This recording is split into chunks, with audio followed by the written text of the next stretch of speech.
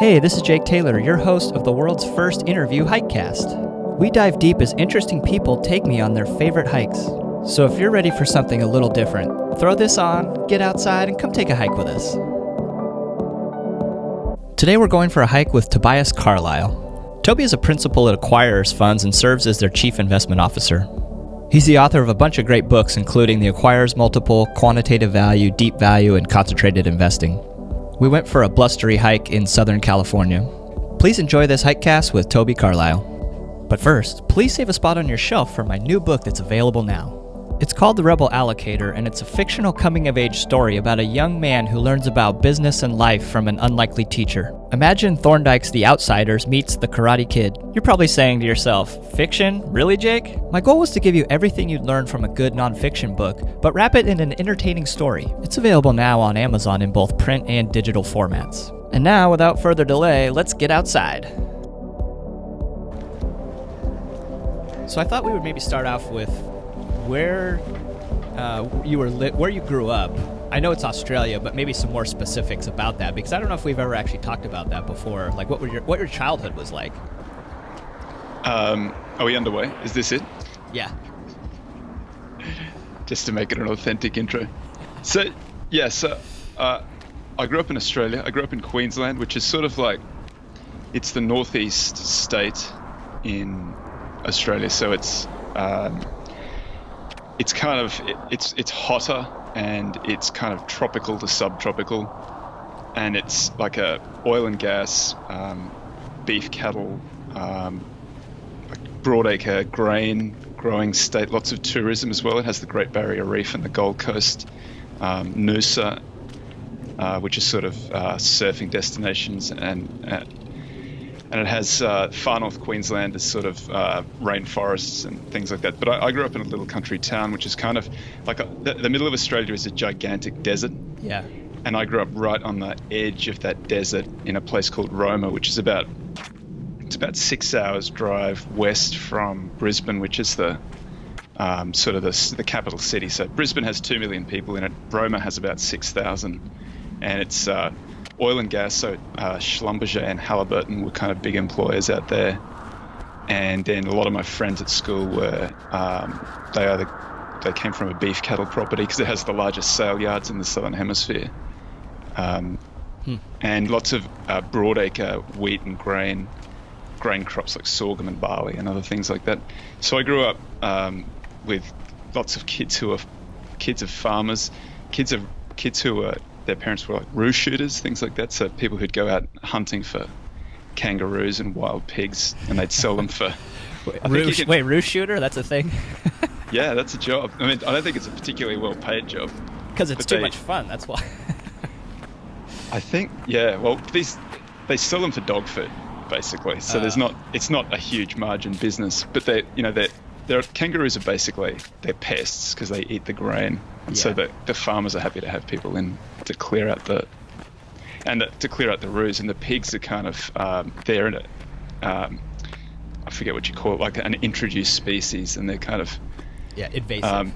Invasive, that's the word. Yeah, and they're not great for the local wildlife, so they go out and they hunt them and shoot them. And a lot of my friends, like to this day, like I'm on Facebook friends with a lot of these guys. I see their expeditions, their hunting, and you go out at like in the middle of the night, and you take hunting dogs, and they wear the like a leather chest plate, and then the dogs bring down these gigantic pigs. I don't know how much they weigh, but like 1,000 pounds. They're huge animals, and these guys, kill them with knives, basically. Like, they don't actually shoot them. A lot of the time they get in there and they kill them with knives, and then they hang them up they take a photo of it on Facebook. So that was the first 15 years of my life. And the high school only went to grade 10. So I went away to high school for 11 and 12. And that was in the big smoke in the city, in the 2 million in Brisbane. So you actually left, you didn't live with your parents the last couple of years? No, I was in boarding school for 2 years, and then went to university and did business, and an undergraduate business degree and a law degree. What made you go towards law?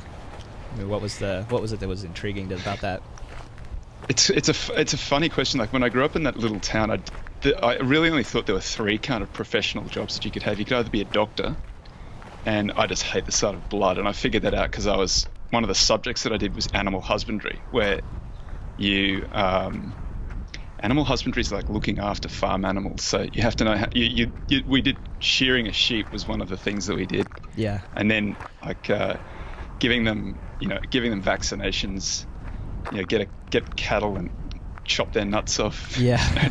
knock their horns off, all that sort of stuff.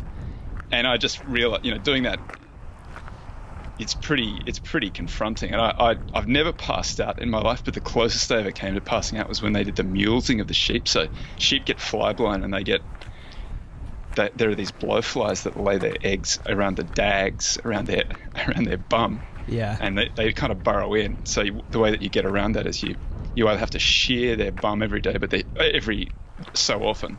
But these are huge properties, and so it's just hard to muster them all up and do that. It's a lot of work. So instead what they do is they mule them, they cut the skin off the back of their legs, and the skin grows around from underneath. And it's sort of this sort of shiny skin doesn't attract the flies. But it's one of the most it's a lot of blood. Filleting them alive basically in their haunches.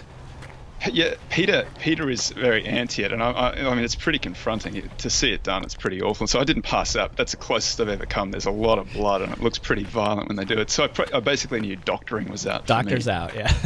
And accounting seemed really boring because that was the other thing I thought you could do. And so law, like ironically, now for a quant guy. That is the funny thing, that like accounting is really boring, but if you can see that there's an end, if there's a reason for it, then you can overcome really boring stuff, right? So yeah, that is funny. I just realized that. Yeah, but so law is. I was kind of interested in business because we came out like I graduated. Well, I graduated high school in '96, so '97 was kind of the dot-com boom, and I was really interested in business generally, not really knowing how to kind of get into it or what it all meant or anything like that, because my folks aren't business people, and so I just had an interest in it but didn't really know how to do it, and so the law seemed like a quasi kind of business thing to go into, so I did that. And the subjects that I tried to get a concentration in, like commercial corporate law, which is issuing, dealing with companies, right, and that sort of stuff. Even though you do everything, like you do criminal law, you do constitutional law, you do everything as part of the program. So didn't really know what I wanted to do when I graduated, but I had the law degree, and I had some friends who said they were going into investment banking, and I just thought that's the most boring thing I've ever heard of. Like I just imagined investment banking was like being a teller or like learning the back office function of a.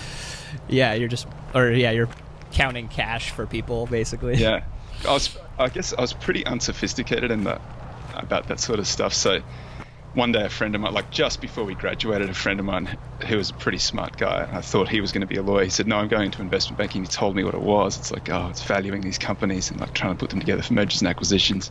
And I thought, that sounds really interesting. Damn, I should have done that. And then I said, what kind of money do you get?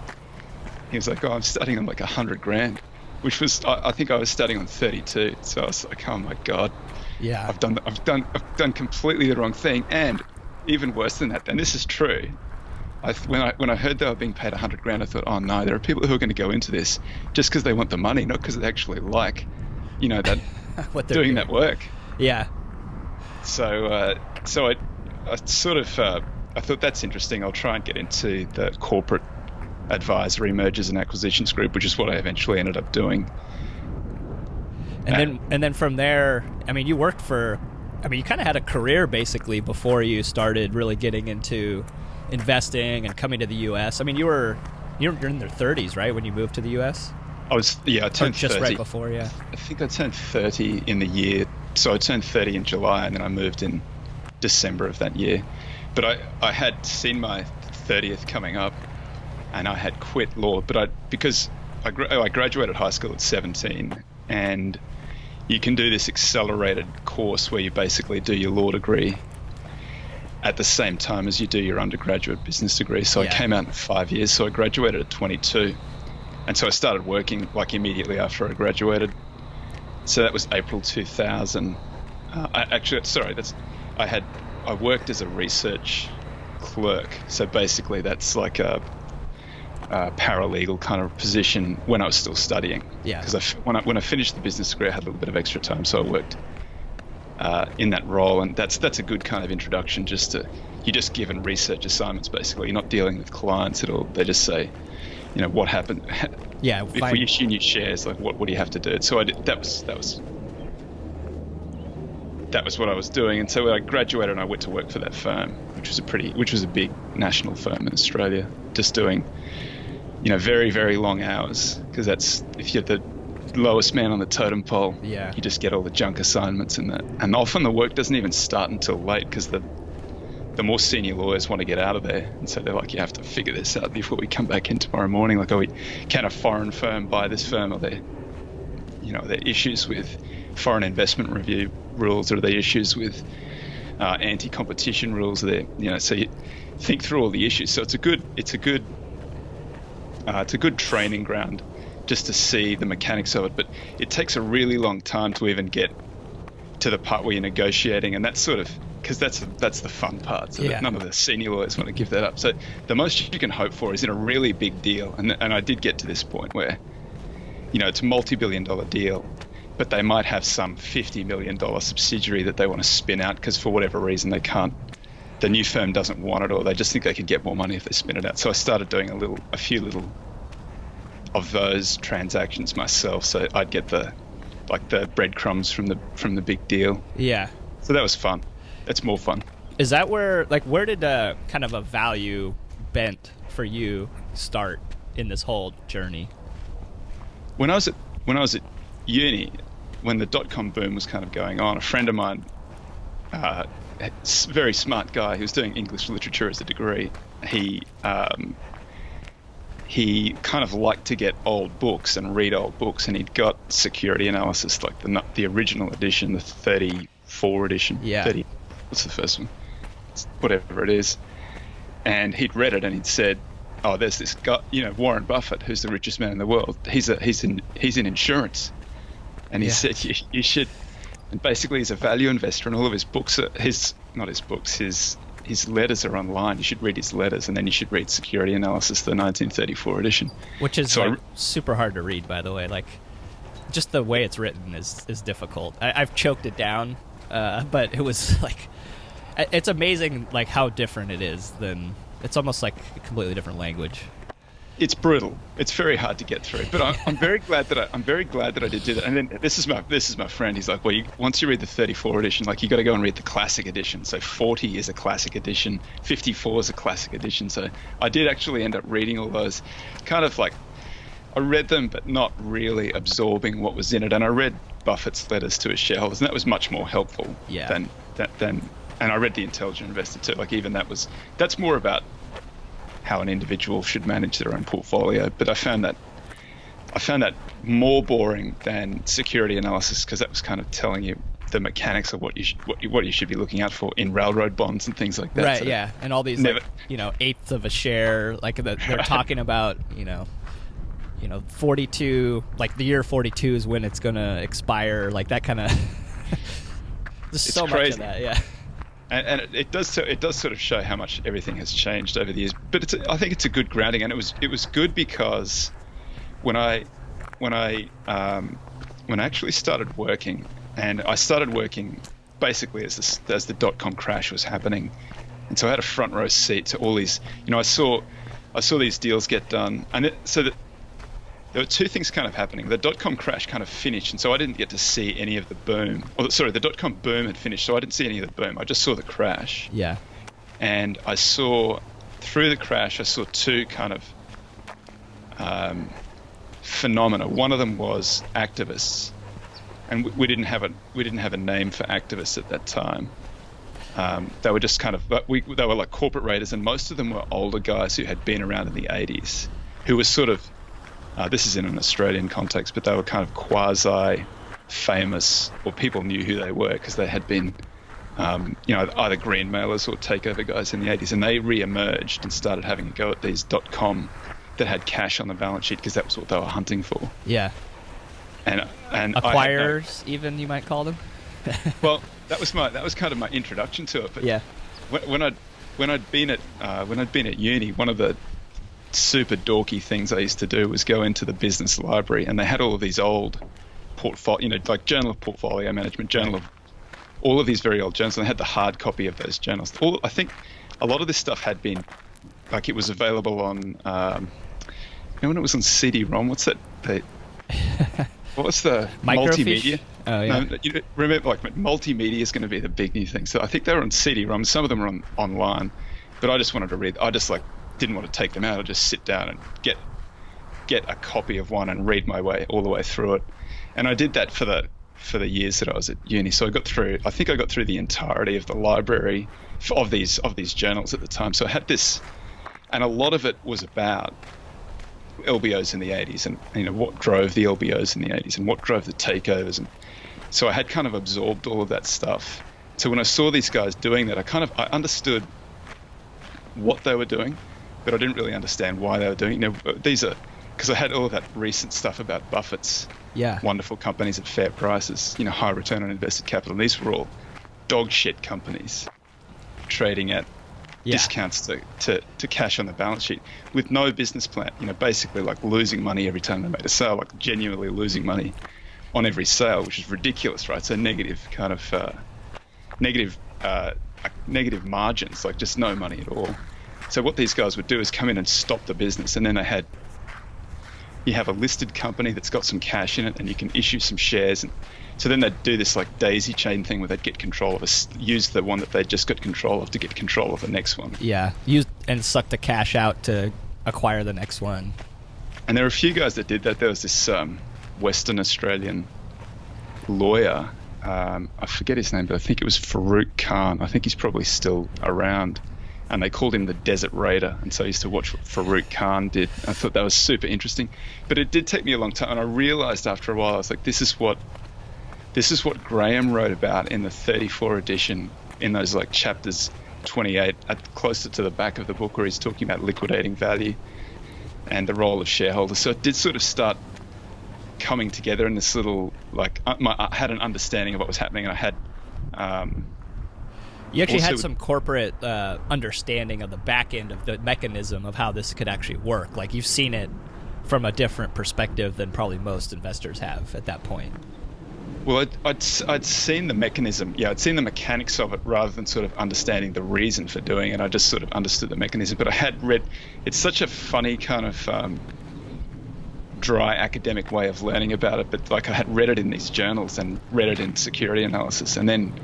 it took a few of them for me to kind of work out what they were trying to do.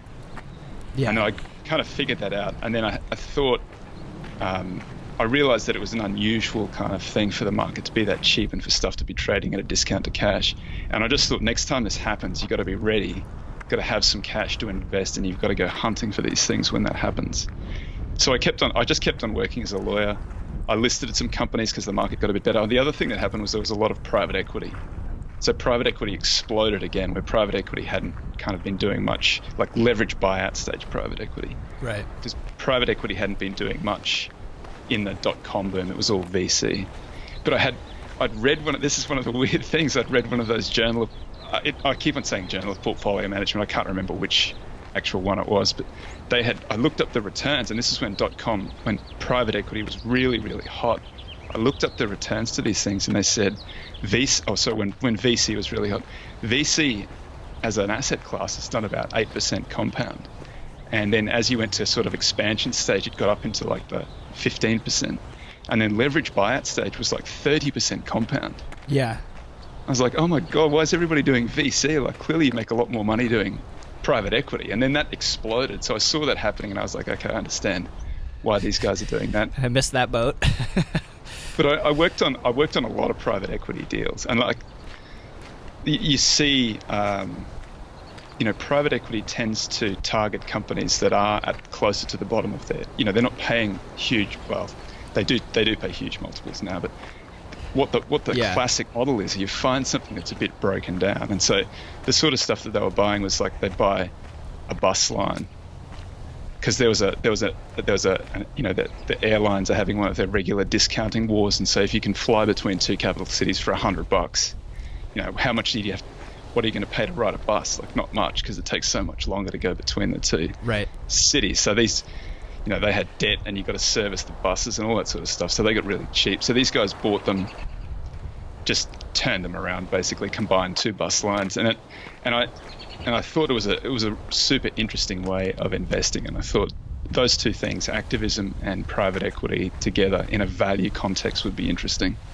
So that almost implies a lot more control and sort of business orientation, and not so much quant necessarily, and just buying a basket of cheap stuff and kind of being indifferent about even what business they're in. That's kind of one of the things that I struggle with myself is quant makes a ton of sense to me for controlling biases and or at least acknowledging the biases that are going into it, but then on the other hand, the other side of the spectrum that makes a lot of sense to me is kind of more of a Munger approach, where it's like you just understand this business completely, you learn about it, you learn the people that are involved, and it's just like a richer context of investing, I think.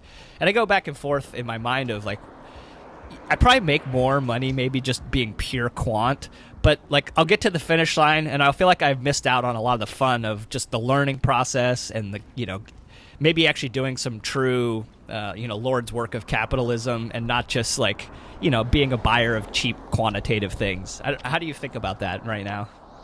Yeah, I do think that the more you get to know the company, the more interesting it is. But I also am aware that that's a bit of a bias, that because you become more familiar with it, you start, you've got sunk costs in learning about it. And then as you become more familiar with it, you sort of, it becomes more valuable in your own eyes. You fall in love with it sometimes. A little bit, and you can be forgiving. And I still do it. I still have a PA where I'm discretionary in my PA, and I do all sorts of silly. But I try to get the gamble out in the PA and not do that. Client money.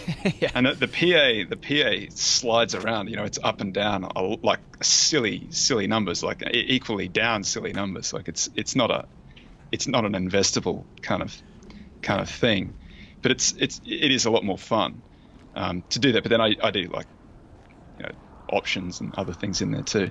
But the reason that I sort of became a little bit more quantitative is when we did finally get that crash, like the 2007 to 9 crash, and that was the first time that I sort of got to deploy my net investment style, my new net investment style that I hadn't seen. And I started writing about it on Greenbacked, which is a little free blog at the time. And when did you start Greenbacked?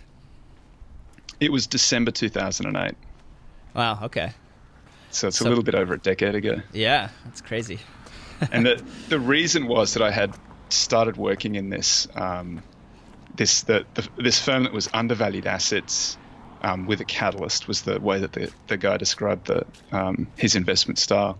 But what that typically meant was that he became the catalyst. So he'd ask them for something entirely reasonable as an investor, and they wouldn't do it, and he'd get upset and then take them to court, stand up in general meetings. It was real activism. Yeah. Not kind of write a nasty letter. It was like actually push the buttons and see if you can try to make something happen. And so I thought, I can't write about anything in Australia because there might be a conflict. So because what I'll do of the work that you were doing, potentially. Right, yeah. Right. I don't want to be in a position writing about it and he finds it and decides he likes it and puts client money into it. That's never going to look very, very good externally. So I thought I'll write about US stocks. And I had already been to the States and worked as a lawyer by that stage. So I thought there's a reason. And my then girlfriend, now wife, was from Los Angeles. And so I knew there was a pretty good prospect that we were going back to Los Angeles. And so I thought I should get some experience with these things before I go back, so I can get a job, when you get to in this sector when I go back. Yeah. So and the disclosures were really the screening was much easier in the States. The disclosures were all online, which they were in Australia too. They're just a little, not slightly different disclosures, but I could find the 13 Ds, which is if you get over 5%, you got to tell the market what you're going to do. And all the reading that I had done, like the security analysis is written for, even though it was the 34 edition, was written for a US market. So I started finding these little nets, and the thing that I looked for was an activist being involved. That was your catalyst. If I couldn't be the activist, there'd be an activist there, and it was a good strategy. And then I think I looked at it at the end of 2009, and the stocks that I had picked did like 250% for that year across the portfolio. But the ones that I didn't pick, like because there had been these like 20x and 50x in there, the whole portfolio had done like 700. The whole opportunity set had done 750%, which is just mind-boggling returns. Like even the smallest, maybe the Russell 2000 might have done like 110% for that year. So it was easy to get big returns in that period. Yeah. And I just realized that maybe all of this additional stuff I was doing, like looking for, making sure they had cash flow, all this stuff, maybe it wasn't actually adding that much. And so there was a James Montier article called An Ode to Quant that I read, and I realized, and just because I'm unsophisticated in this stuff, I didn't realize there were other quant value firms around at the time. I was like, oh, this will be interesting. I'll be the first person to do this. So I started. Yeah, I'm really onto something here. Of course, everybody's been thinking about that, doing it forever. Yeah. So I wrote these. I started finding these articles about behavioral biases and things like that, and said I want to write a book about it. And Wes Gray contacted me and said, I'm at Booth doing a PhD. I want to do a book on quantitative value as well. I'll do the kind of back end stuff, and you write the book, and we'll team up for it. Yeah. Well, and he said, I've already published a book, so I'll be able to get access to. I've got a contact at Wiley, and we'll be able to publish a book. So that sounded interesting. It sounded good. Yeah, and I think that's about that's how we originally met. Was I was teaching a class at UC Davis at the time, and I'd been reading Greenbacked, and I invited you up to come talk to the class, and thinking that you would probably just like Skype in or something because I knew that you were down in LA. But they were like, "Yeah, I'll be there at this date." I'm like, "Oh, okay, well, awesome, come on in." Well, I think you were the first invitation that I got to speak about quantitative value. Yeah, and it was like UC Davis. Davis is University of California. Davis is a good school, so I thought this will be fun. I'll go up and talk to a value investing class, and of course, I show up, and then I see that somebody else was scheduled to speak, and they came in by Skype, and I was like, oh, I didn't have to. You guys weren't actually expecting me to show up. But it was good because we wouldn't have met otherwise. So it was a worthwhile trip from that perspective. Well, and it didn't hurt that your sister-in-law lived nearby at that time. Right, so I had somewhere to stay. You had somewhere to stay, and it made sense. It's not a super long flight; it's a short flight. It's all good. Yeah. So then, how did since in that intervening time, basically, you've had a couple different let's call it like asset management companies, written some other books, but like maybe we could talk about how do you choose your projects, and I know that we've talked before a little bit about how you kind of have call it an 18-month planning window, so to speak, but I'd like to hear more about that. Yeah, so I think I like to do new things all the time, and that might be writing a book, or it might be setting up a new kind of venture, doing a little deal, something like that. And I think it takes about a year to research and write, and then 6 months to kind of get the thing out there and promote it and kind of working for itself. And so it has tended to be about an 18-month window. And so Quantitative Value came out in 2012. Then Deep Value came out in 2014. Concentrated Investing was 2016. It sounds like it's every 2 years, but that kind of does work out to 18 months there. And then The Acquirer's Multiple was 2017. And so I've got a new that sort of indicates that there's a new project coming to fruition in a few months, which is true. There is a new thing coming out. But then I have the next kind of two roughly planned out. I've started on the one after this one that comes to fruition, and then I have the rough plan for the one after that. But Wait, you have two more projects after this next book that's coming out already sort of in your head? Well, I have the book is the next book is the project that I've just started working on. I know what you. So one of the reasons that I started investing in, so the activist investing in stocks, I had seen the transactions of the private equity guys. Like it's an enormous amount of effort to take something public or to take it private again. Like the amount of disclosure and work that you need to do to kind of get those things through is just mind-boggling. Like it's a team of lawyers working for months and months and months, and in some instances, if you're selling it and you might get all the way to you might get right close to the point where you're about to take this thing private, and then you get a higher bid and you start all over again. Yeah. But then once you get them private, that's the start of the race. Even though you might be feeling like a little bit spent after 3 to 6 months of trying to get this thing done. So once it's private, then there's asset sales and there's restructuring, and you've got to get the debt financing and all of these sort of things that need to be done. So I saw how hard that was, and I decided that I'd rather stick in the listed stuff. And then I noticed when I was looking at the listed stuff, because you don't have that takeover premium, you can buy these little pieces of these companies for a much, much cheaper price. Like it's entirely possible you find something trading at 1 times operating earnings, and it's a pretty good, I'm not saying it's a great business. I'm just saying it's still a good business. It'll be here in 10 years time. So 1 times operating earnings is too cheap for that business. Yeah. And more likely 3 times to 5 times, it's still very, very cheap. So I thought it makes more sense. You don't have all of that. You don't have friction all of that from. Yeah. You don't have the cost of getting it private. You can get these things cheap, but then you run into the problem that you don't have control of them, and you can't. There's no debt in there, but sometimes there's already debt in the. Yeah. So that's Dan Rasmussen, who's an investor who has a similar kind of listed private equity model. He looks for those things that have got a lot of debt in them. My preference is for things that don't have a lot of debt in them, but I understand what he's doing and why he's doing it, because it is this sort of listed private equity model, and you don't have to pay that takeover premium. So you're almost certainly, given a big enough portfolio, going to get pretty good returns out of it. The question is, how much does doing additional research kind of help you get the better returns out? And I don't know. I think that you narrow it down to a few factors.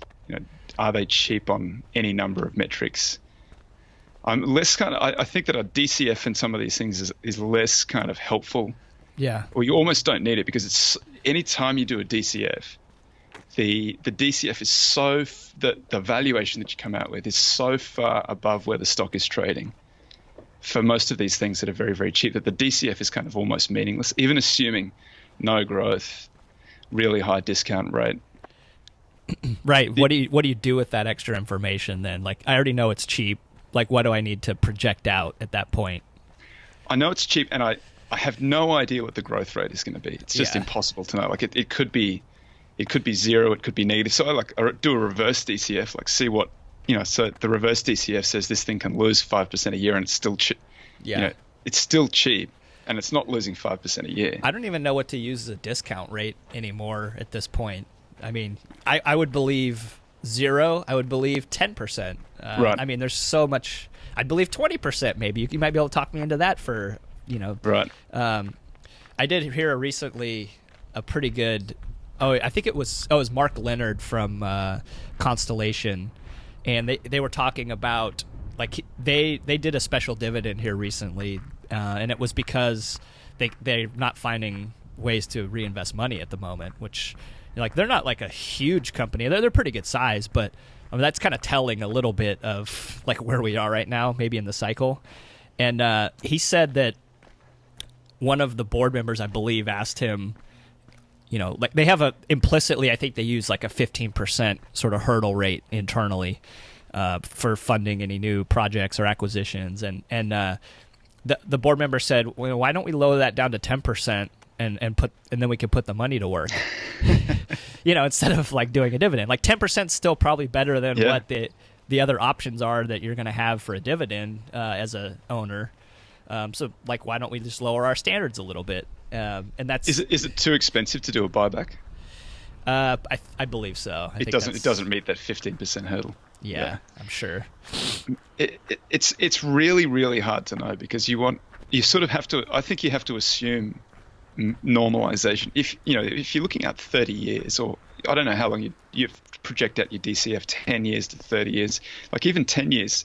If you look at 10 years, do you assume normalization over 10 years? I mean, I don't know the answer to that. Like I sort of think, I think Montier makes good arguments both ways in that article that he wrote. You either, if you assume normalization, then you're paying a lot less for everything. If you assume that we're in this extended period of financial repression that lasts 20 to 30 years, then you have to assume a zero, very, very low discount rate. Yeah.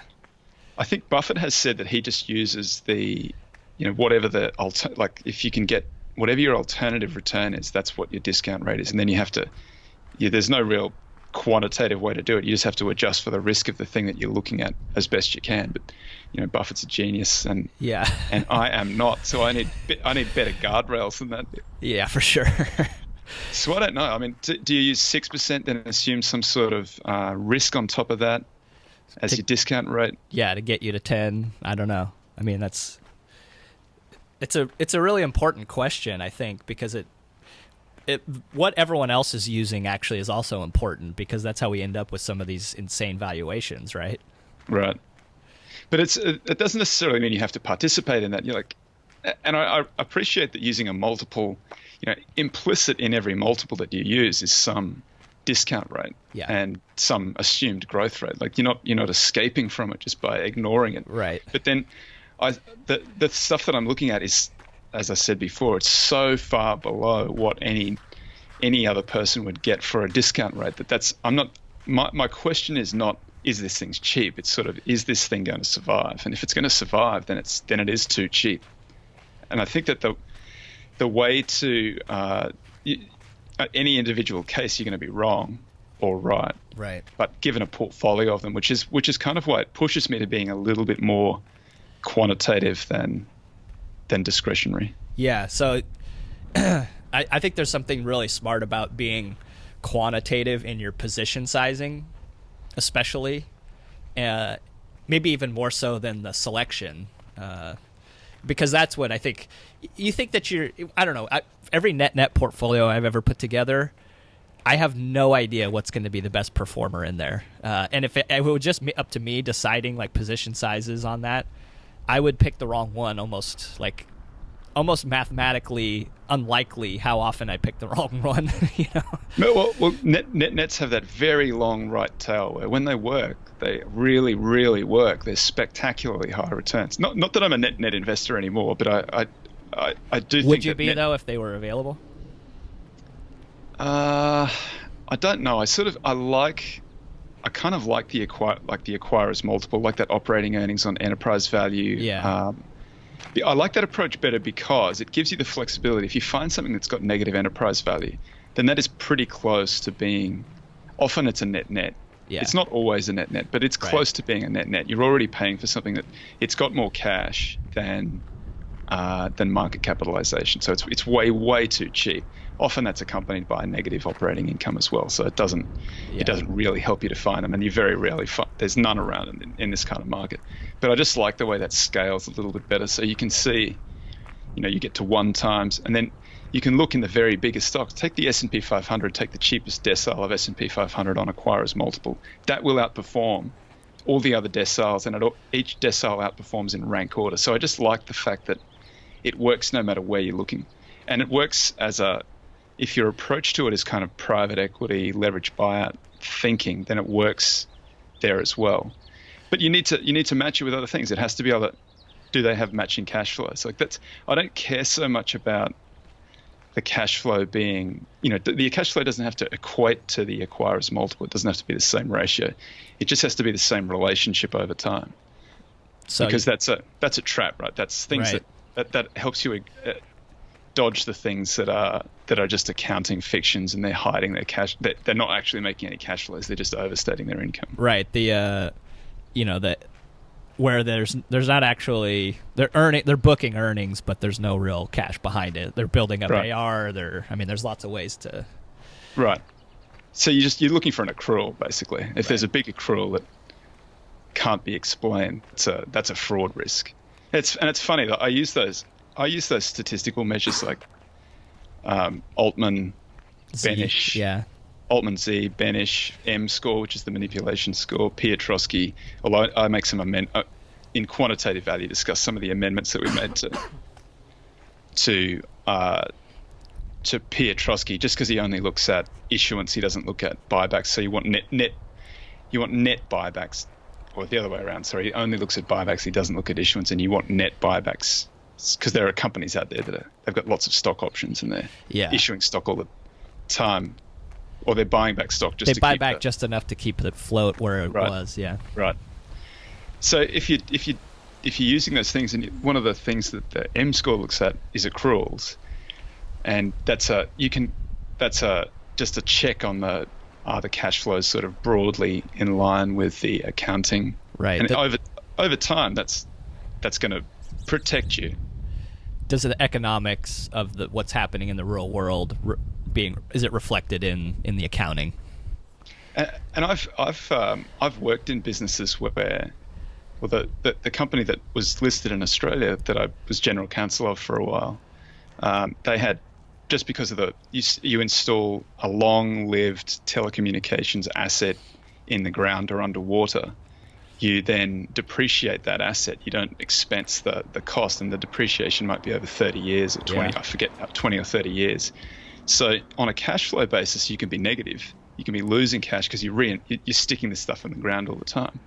But on an accounting basis, you're positive. It's not to say that was misleading. It's just to say that you got to be aware of that when you're valuing the company. Like have to be aware of both sides of that coin. Yeah, and I think you have to be even smarter about. Implicit in that is that expense that you just incurred is going to be revenue generating 30 years from now. That's where I think a lot of the problems happen for people is there's the assumption that if we build it, they will come. It has value. Yeah, it has value 30 years from now still. That's why I'm chopping up the expense and spreading it out over such a long time period. But as I think telecom was one of the worst in 2000, where it was, they were so much over capacity that they couldn't even give that stuff away. Right. And that's. Well, that's right. They were paid on the basis, or their market multiples were the way that they were discussed by analysts and by the companies themselves, valued everywhere by the amount of cable that they could stick in the ground. Yeah. And it didn't matter whether they had a client on the end of it or not, or whether there was any possibility of a client ever being there. Yeah. It was valued that way. So the guys who I work for had a totally different approach. That they were just like, we're only going to expand the network when we find a client who'll basically pay us enough money to pay for the installation, and then we've got a free asset that we can then lease off. You sell a wavelength, or you sell one single dark fiber, and you might install 72 or 144 or more than that. So you've got lots and lots of capacity on there for future sales.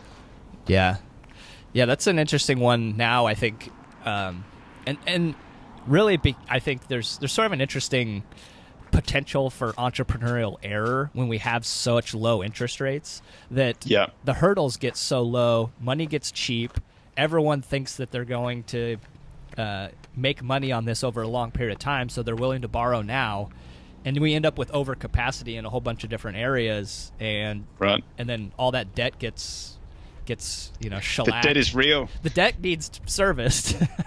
But the revenue is maybe not so readily available.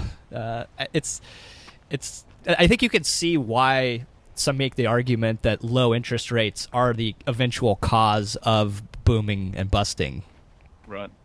Yeah, I agree with that. I love that. But just to harken back a little bit, I love that Buffett quote where he says, the assets were questionable, but the debt was solid. Yeah. That's often true, right? Oh, yeah. So when just the slight difference between Dan Rasmussen and I, he prefers companies that have, I think for debt, there's sort of a tipping point. A little bit of debt is perfectly okay, and a lot of debt is probably perfectly okay too, but there is this point at which they get into distress. And this is looking at a full business cycle. There could be some periods where you're not generating a lot of revenue, and that puts you in some that can be problematic. But Charlie Munger says little or no debt, and then there's that famous. Someone asked him, "What do you mean by little or no debt?" And he said, "What don't you understand about no debt?" And I get it, but I also think I'm not afraid of debt in the company. I just have a preference for less debt than otherwise. And I know Dan's trying to he's doing a listed private equity model where he wants the debt in there, and he's trying to find that line where, and using like lots of really smart metrics to find that line where they're able to pay down the debt. And then you get, if you have something that's levered 10 times, and it's earning enough money to pay down its debt, to pay down one turn of debt every year. So if you go from 10 times levered one year to 9 times levered the next year, your equity's doubled over the course of that year. You got 100% return. I mean, that's a phenomenal business, a phenomenal equity to hold, provided you make it through the looking glass. Right, provided you don't get smacked. So I really like his approach, and I hope to capture some of that, but I also tend to be a little bit more conservative.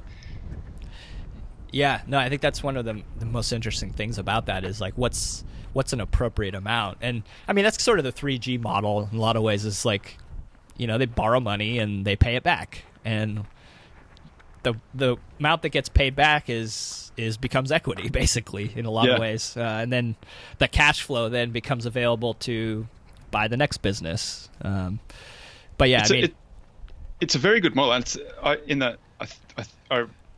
we have discussed this before too, that there were these in the 80s in Australia. There were these guys who were doing these sort of takeovers.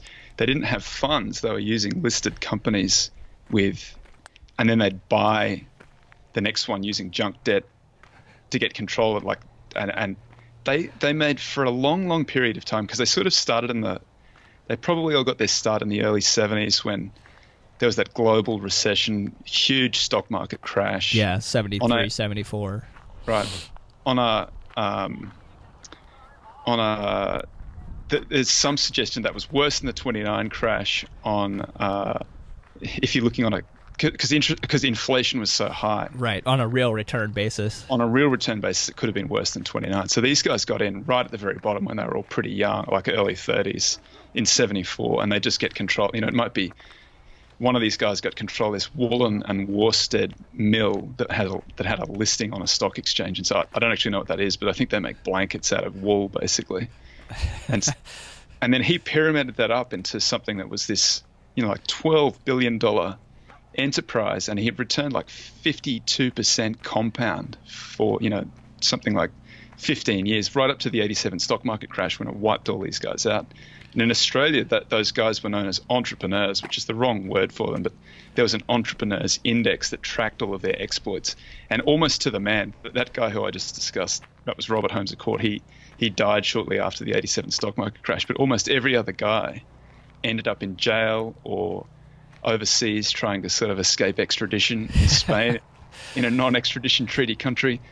And so it's sort of, Australians have got this very jaundiced view of entrepreneurs because these guys were described as being entrepreneurs. And there's this sort of Australian attitude towards any business that it's basically crooked at some level. Like across the board, even today, they still feel that way. Like there's, like if you got there, then you must have cheated somehow. I think probably attitudes are a little bit more positive these days, and I don't think that the .com crash helped. I don't think that helped at all. But I think that probably because we're closer to the top of the cycle than the bottom of the cycle, the view is pretty positive that some of these guys have. The word entrepreneur certainly now means someone who has started a business, and probably it's like an online.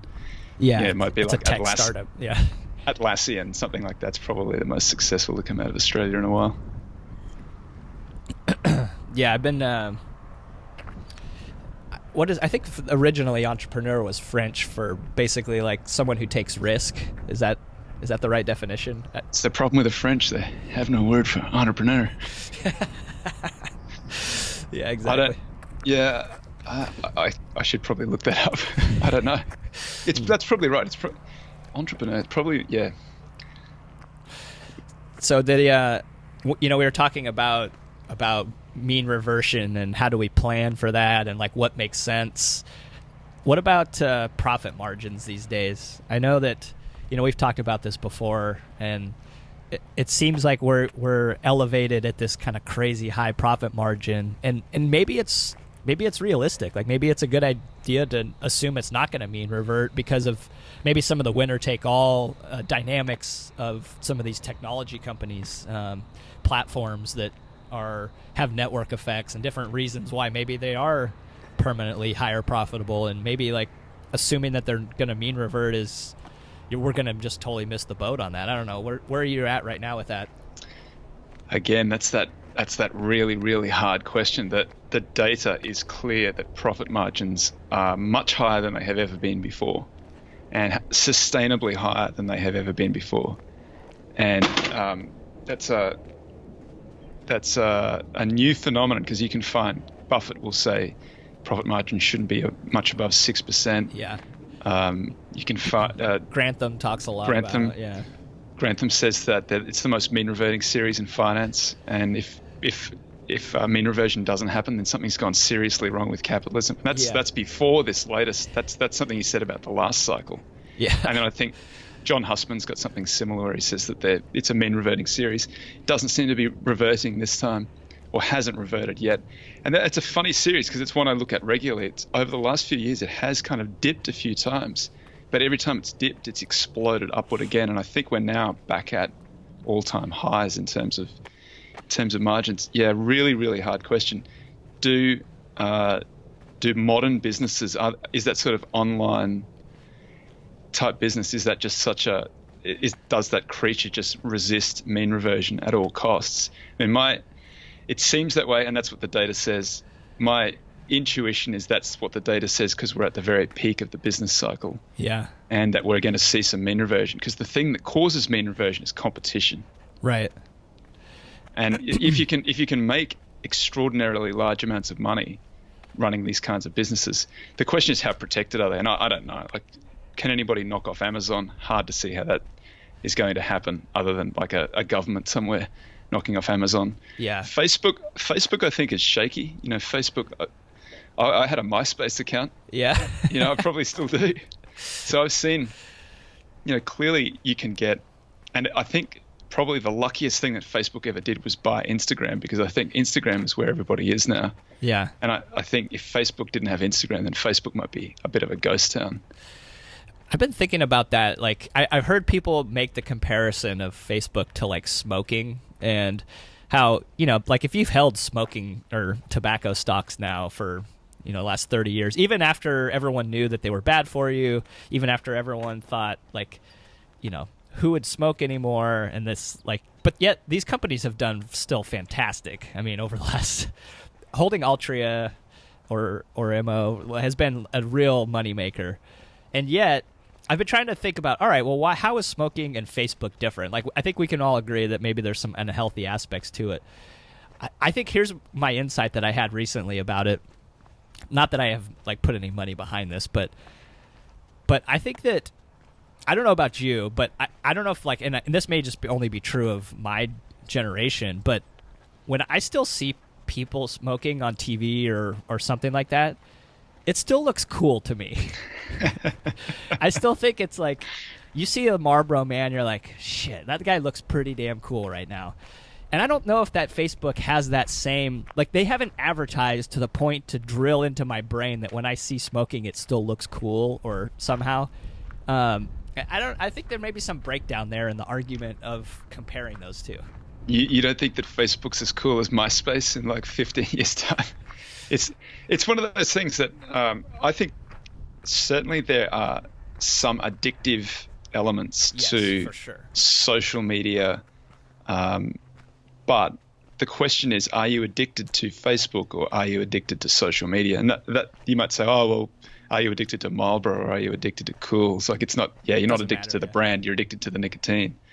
But I think that it's a shaky. Once they get successful and everybody goes there, then you want to go to Facebook because everybody else is there. Right. But I certainly have an aversion to it. I don't really like opening Facebook anymore. I kind of have a professional account that I use have a private account, but I haven't posted anything on my private account for years and years and years. But I use Instagram, even though I know that that's I'm not like, it's not because I'm anti-Facebook, it's just because I don't like using it. Whereas Instagram I do like, because I've got people around the world who I'm friends with.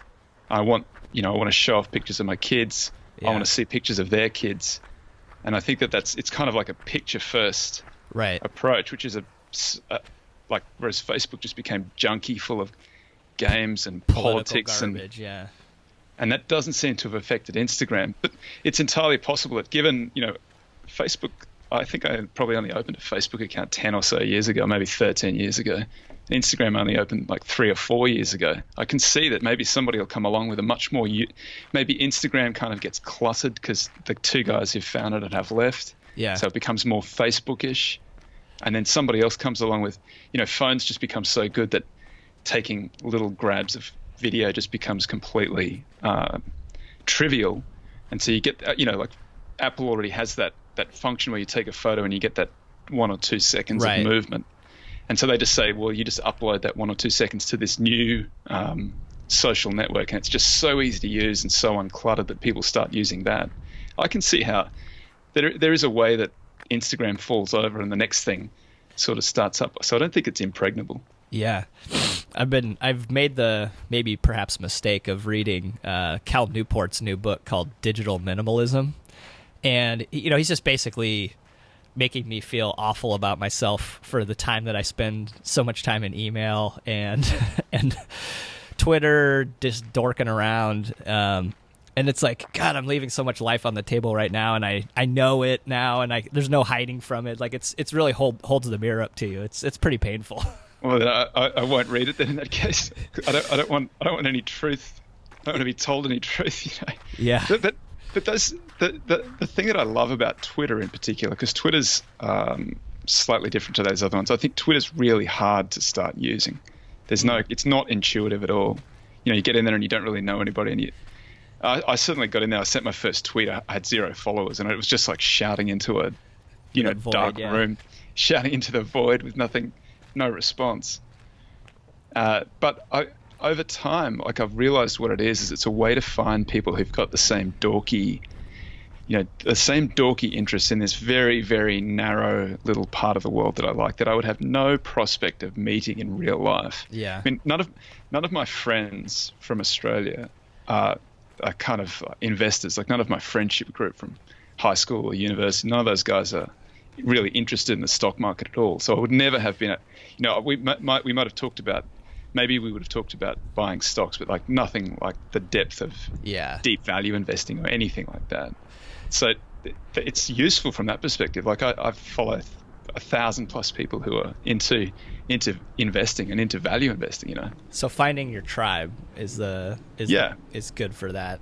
I know, and that's part of the problem actually that, like, Newport identifies, is that there are some really great things about it that suck you in, but then your default behavior starts to become problematic from probably overuse and just the automaticity of just like, oh, I'm just gonna check Twitter, and there's something to that, like that random winning, like when someone likes your post, likes your stuff, or dopamine hit. Yeah, there's a serious dopamine hit, and I could feel myself being wired for that, and it scares me. Well, I do, like with anything that I really like doing, I just make sure I've got the phone and I leave it in the office, and the phone just doesn't come out of the office, and there's no, so when I'm playing with the kids or at the dinner table or anything like that, I just don't even think about it. If it's not there, the urge to kind of smoke isn't there. Yeah. It's only when I get to the desk and then the urge to smoke hits me really hard. Yeah, exactly. I mean, do you feel like it takes away from your productivity at all, though? Oh, it must. But then, that I'm probably a pretty lazy worker. Like, I like being distracted repeatedly. Yeah. But I found it to be really, Twitter in particular, because that's the one I use professionally. It's one that it's a very good news feed. Yeah. And you can curate it by the people that you follow. Like, I follow people who are, when anything happens, they're right there. Like, if a filing's made, they read the filing and they put the filing up. And so that's on a company that I'm interested in. That's really great. Then there are guys who are sort of commentators. read it and digest it and think about it and give you some ideas.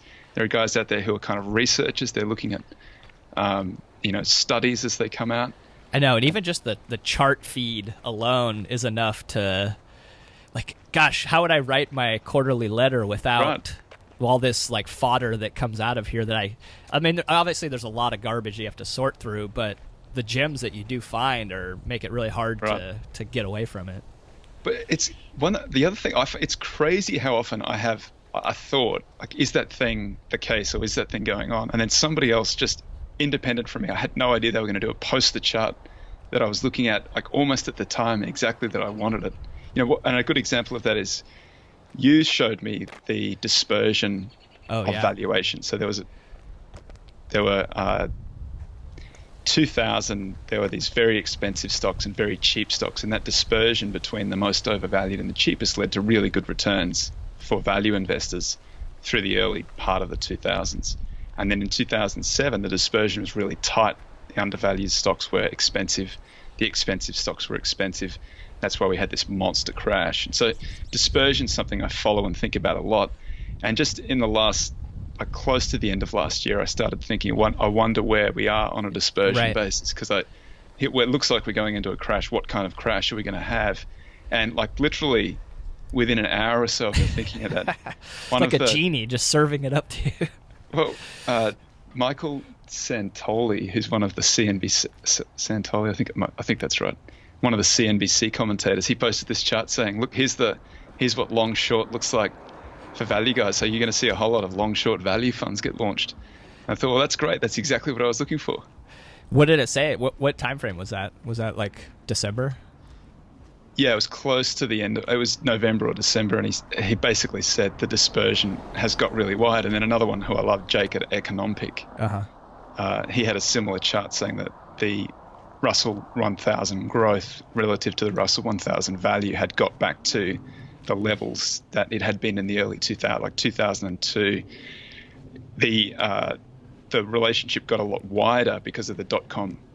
The very tail end, like the last 12 months, it sort of went a magnitude. Out. Yeah, really, really blew out. But we're still at now a historically wide spread for value and growth. But that goes back to several things that we've discussed here. One of them is the profit margins. Like, they are much more profitable. They do look like better businesses, and the ones that are cheap are junkier businesses. Yeah. And then the value stocks are also more expensive than they have been traditionally, and likely because the discount rate is so low. So I think what happens is that the overvalued stuff is just nosebleed historically expensive on any metric that you want to look at, price to sales, so on. Yeah. It's likely way too expensive. But it does hurt that they're good businesses too. Well, it makes it harder than it was when it was like pets.com and like there's no cash flow. Right. I mean, that was at least a little easier to hold your, like, to not participate in that kind of craziness. Yeah, they are kind of the underlying bit. That's right. The underlying businesses are great, and that's the challenge, right? Because the underlying businesses are growing at such a rapid rate. If you bought them 5 years ago, they might have now caught up to the valuation, but the valuation that you're holding at is so far ahead. Yeah, you probably. I'd be more inclined. If I owned them, I'd be a vendor. I certainly couldn't have held through that whole period. No way. But I think that what happens now is that the overvalued stuff, at some stage, just because stock market crashes aren't necessary, but I do think they're kind of like, it's like an iron law of nature that they do tend to happen for whatever reason. We'll find a reason after the fact. Oh yeah. It was the trade deal, or it was something that happened. It was an oil crash or whatever. Oil spiked. Oil crash or spike, either one is going to cause it. Either one whatever somehow it's going to be. Set it off.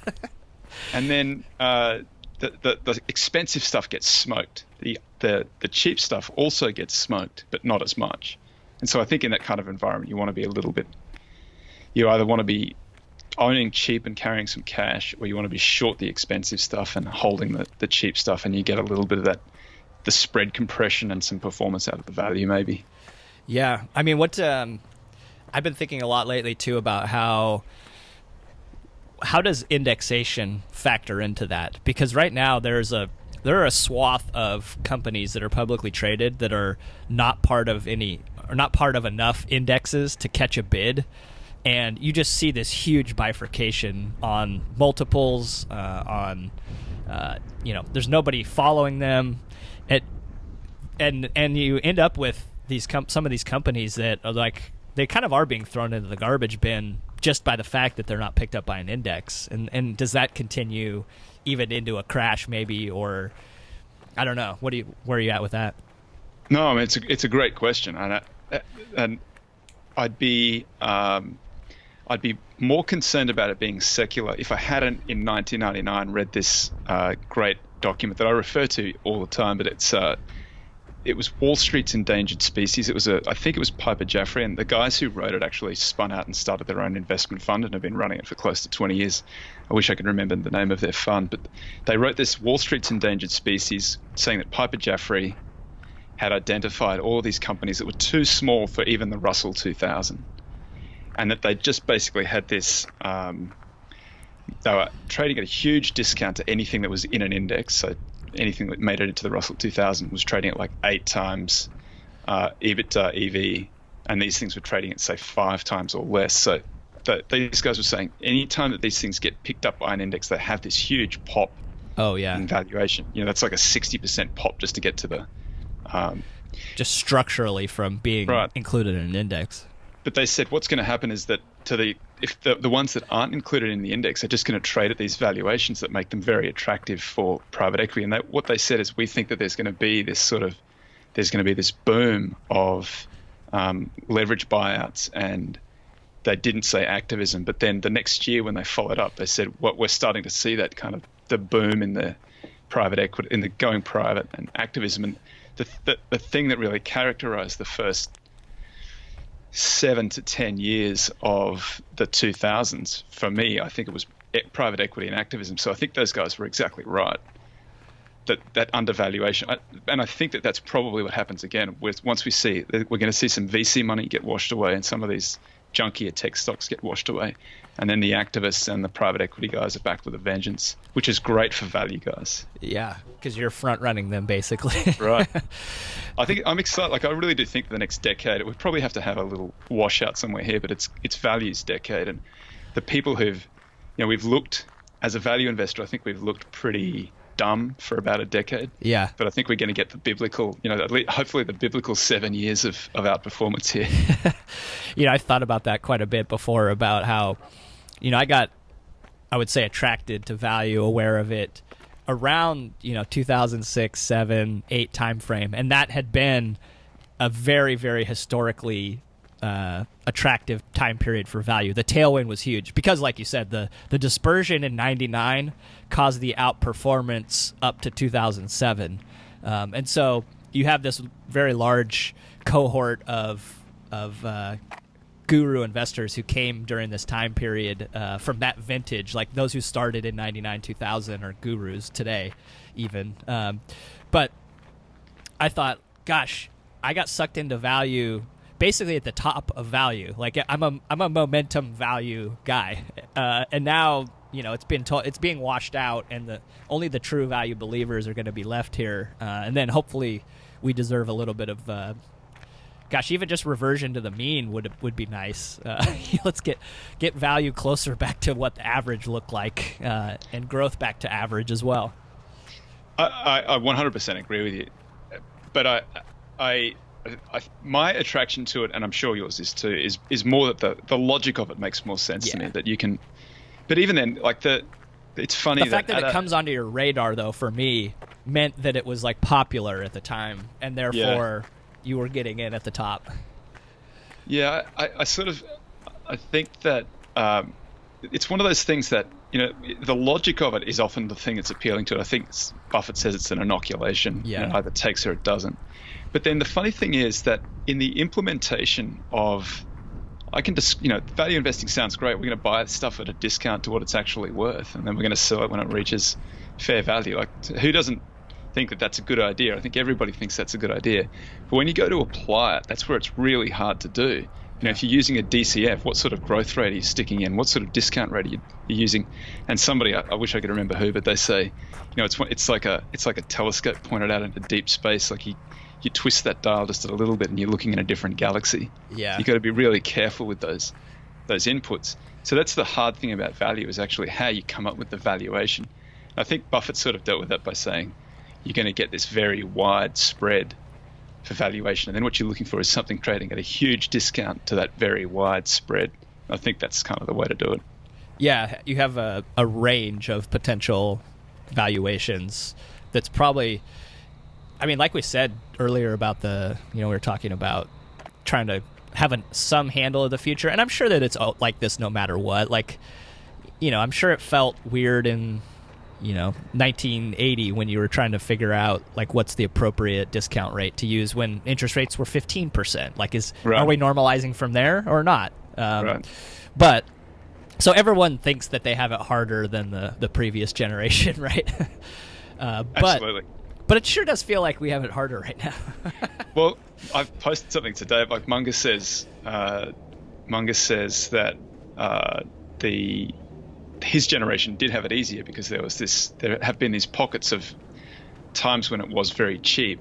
But then, the difficulty is you got to have the capital to invest in those times, and not everybody has the capital to invest when the market's cheap. Everybody's got it when the market's expensive and you don't want to deploy it. Right. I've looked back at pretty closely, looked back at decades and seen the performance of value through different periods of time.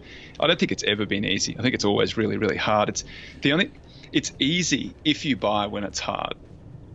So at the time that you're doing the investing, at the time that you're putting the position on, it looks really, really hard. And then you look back 10 years later and you say, well, that was easy. And then when it looks really, really easy, then that's when you have the really difficult period. So, but then we're confronted with this. Like, I think value looks pretty hard at the moment. Yeah. But then I think value looks hard because it's not nosebleed cheap. It's just cheap relative to the expensive stuff. Yeah, I would be curious to see, like, the last dispersion graph that I saw, and granted, I think this might have been from last summer. It was not particularly, and if I remember right, it was actually using the Holt data series, which is, I think, a little bit more, they use a little bit different earnings. It's not just like PE ratios only, something more like kind of what they think is closer to economic value. But but anyway, like it was not, the rubber band was not stretched as much as I would have liked to have seen at that time. So I would say that valuations were, I mean, I watch it almost in real time. The valuations were there was not much in it up until sort of about June. And then from June through the end of the year, value took well before the market took a nosedive. Value was down sort of 15% before the market even knew that the market was still making an all-time high. Yeah. I think it made an all-time high in September, and between June and September, the value stuff that I look at as a cohort was down about 15%. And then that didn't save it. Once the market fell over, then it just was like, oh, that's what we're doing. Yeah. That's right. Then it was beta. Now we're going to zero as well. And I don't think it's bounced much harder than the market either. I think it's sort of, I think it's pretty wide, and I think it's not closed up out of this bounce, which is odd, because what typically happens out of the bottom, if you have a bust, and I think at 20% it was just 20%, right, that drawdown. So yeah. I think that was a crash. Typically what happens is value comes out of the bottom really, really strongly. Yeah. And the market takes about a year to get the message. And this time around, the striking thing about this bounce is if you look at it, like, it's recovered ground faster than it lost it. Yeah. Just amazing. It's I don't get it. It's confusing to me. It makes my brain hurt. I don't know what the answer is. I think you just got to switch off the macro. I think switch off any kind of macro thinking and just look at the individual securities and buy them, and you're going to get what you're going to get. You're not kind of assured of anything. You're going to get what the market gives you from here on in. Well, I know that my takeaway, we were at the Daily Journal meeting here recently, and my takeaway from Munger was that it's going to be hard, and that you should, if anything, even more extreme exercising of patience is what's called for. Like, maybe even, like, you almost have to switch into Munger mode of how he managed Daily Journal's portfolio of, like, I mean, he's 100% treasuries going into 2008. And then he bottom ticks, Bank of America and Wells Fargo. Yeah. And, in 2009, and then just rides those all up and gets this crazy compounding total return over that time period. You got to give him credit. Like the way that I hear the story is he's driving along in his car and he hears the print on the radio, and he pulls his car over to the side of the road to call his broker to say, "I need you to go and buy every share that's available. Fill the boat with these stocks." So he's waited patiently, and then can't wait until you get to the office with his one eye. He's pulls over on the side of the road, phones it in. You gotta give him credit for knowing what he's doing. He's 85 at that point, I think. That's why he was so. You got to do it now. There's not going to be enough time. Yeah. I mean, that's so. And obviously that's a very difficult thing to do, especially with other people's money. If you just tell everyone we're just sitting here in cash for forever while everyone else is cutting the fat hog. And why didn't you buy? How come you're not buying Google? It's a great company, and you're willing to acknowledge that it's a great company and they make tons of money. They have basically print money on demand, and yet, yeah. I would like to point out that I bought I bought the stock right around that time that he was doing that because it was trading at a discount. Discount to cash. And then I rode it for a full 20 or 30% pop before I sold out of it, and it's up 5 or 6 times from. So I didn't do very well with that one, but I bought it well. Yeah. I owned it, I think, around the same time period. Do you still hold it? No, sold Dang. I think I might have got a double, but I missed the other 5x that happened. And now it seems really expensive for basically a legal tech startup and a portfolio. Managed by one man in his 90s. Yeah, exactly. Yeah, this game is not easy, that's for sure. I mean, we do our best to make it simple, but it's never going to be easy. I think there's an emotional, mental element to it that I certainly didn't appreciate how tough that was from the outside. And once you get into it, you really discover it's very good at identifying all of your own psychopathology. Oh yeah. All of your behavioral errors, it finds your gamble, it finds your fear, it finds all of these sort of things, and makes you do dumb stuff. Well, I think for me, it finds your overconfidence as well, very quickly, and it finds your so for me, shorting is very attractive intellectually, but I don't think that I will do well financially doing it, and that takes a little bit of you can scare yourself into learning about yourself that way very easily. I like shorting. I've done a lot of work looking at short portfolios so I can better understand it. But I think that the thing that it has taught me is that you don't ever want to you don't want to make these guys bet on a short. Tesla, however you feel about Tesla one way or the other, and people have strong opinions, but the shorts feel very strongly about it. But I would just never get, and I think the financial statements are terrible. I think it's an obvious short, but it's hard to hold, and it's the borrow's steep, and it's got various other problems. But as a portfolio of 30 positions where I might have 1% in one of those rebalanced regularly, I really don't know how I'm not focusing on any individual pick and seeing how well or badly it's going. So I don't have the hatred for the underlying company or its founder. I just sort of think, it's junky, but if it goes against me, I'll roll out of it or roll back into it. It's just as a portfolio. You're not using it as the intellectual catnip that it is for me. I'm using it. That's right. I'm using it as I want the short portfolio should go up less than the market when the market's going up, and it should go down than the market more than the market. It should go down more than the market when the market's going down. If it does those things, then it's worthwhile doing it. If it doesn't do those things, then just stick to the long side. Yeah, exactly. And I mean, the whole idea of getting capital theoretically in the door just as the bargains are showing up is very attractive. Yeah, well, that's the nice thing about it. If you read, it has that, particularly paired with a long portfolio, it has that Shannon's demon. So Claude Shannon, who came up with that idea of being able to, you can have two assets that are both going down, both approaching zero, and provided that they're uncorrelated, perfectly or anti-correlated. Yeah. If you're switching back and forth between them, you can actually generate positive returns in a portfolio. So there's nothing more uncorrelated than a short portfolio to a long portfolio. And if you're rebalancing all the time between the two, I mean, just kidding. it's I think over time, like in any given period, you've got no idea what's going to happen. But given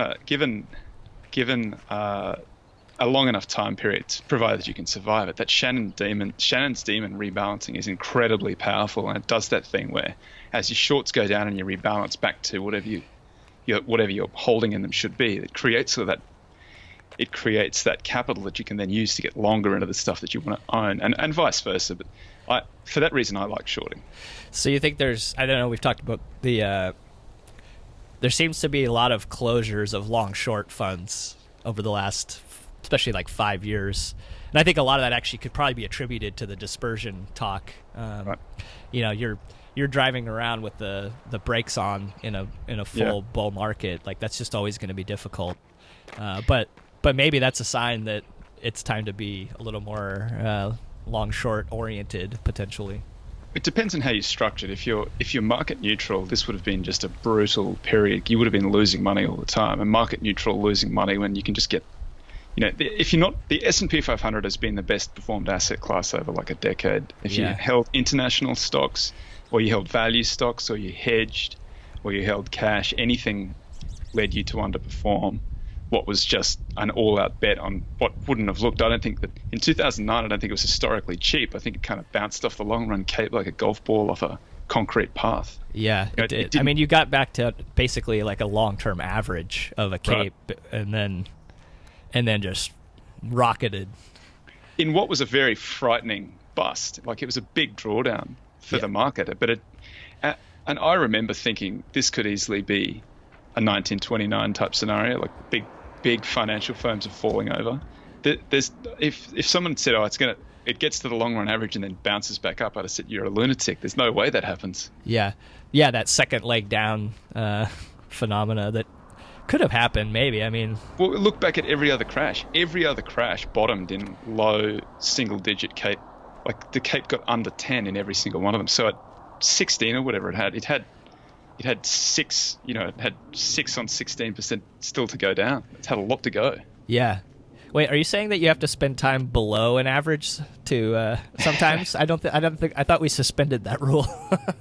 I mean, that's it's an interesting question. It's one that if you look at, so I've looked at investing in different cape regimes going back to 1875 or 1850, whenever you can get the data.